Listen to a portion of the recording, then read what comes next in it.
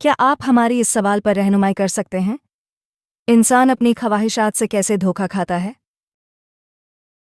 ضرور، کیوں نہیں؟ یہ تو بہت اہم سوال ہے اور اس سے ناظرین کو بہت فائدہ ہوگا۔ انسان اپنی خواہشات سے کئی طرح سے دھوکا کھا سکتا ہے، جس کے نتیجے میں اسے نقصان، پچھتاوا اور مایوسی ہو سکتی ہے۔ یہاں کچھ اہم طریقے درج ہیں جن سے خواہش انسان کو دھوکا دے سکتی ہے۔ فوری تسکین کا لالچ۔ انسان اکثر فوری لذت اور تسکین کی خواہش میں ایسے فیصلے کر بیٹھتا ہے جو طویل مدت میں اس کے لیے نقصان دہ ثابت ہوتے ہیں، جیسے غیر صحت بخش کھانا کھانا، ضرورت سے زیادہ خرچ کرنا یا غیر قانونی سرگرمیوں میں ملوث ہونا۔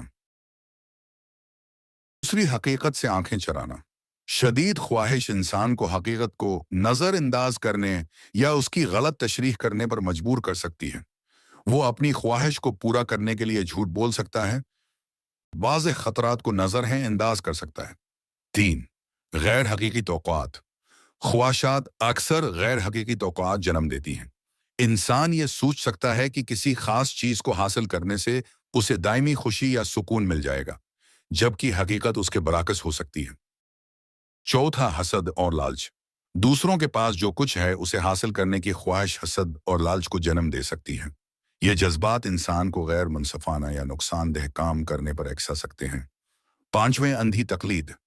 دوسروں کی دیکھا دیکھی کسی چیز کی خواہش کرنا یا کسی خاص طرز زندگی کو اپنانے کی کوشش کرنا دھوکہ ثابت ہو سکتا ہے۔ جو چیز کسی اور کے لیے اچھی ہے، ضروری نہیں کہ وہ آپ کے لیے بھی مناسب ہو۔ 6، جذباتی فیصلے۔ شدید خواہشات اکثر منطق اور عقل پر غالب آ جاتی ہیں۔ انسان جذباتی ہو کر ایسے فیصلے کر بیٹھتا ہے جن پر بعد میں پچھتاوا ہوتا ہے۔ ساتویں، اپنی اقدار سے سمجھ ہوتا۔ کسی خاص خواہش کو پورا کرنے کے لیے انسان اپنی بنیادی اقدار اور اصولوں سے بھی سمجھوتا کر سکتا ہے۔ یہ اندرونی تنازع اور بے چینی کا باعث بنتا ہے۔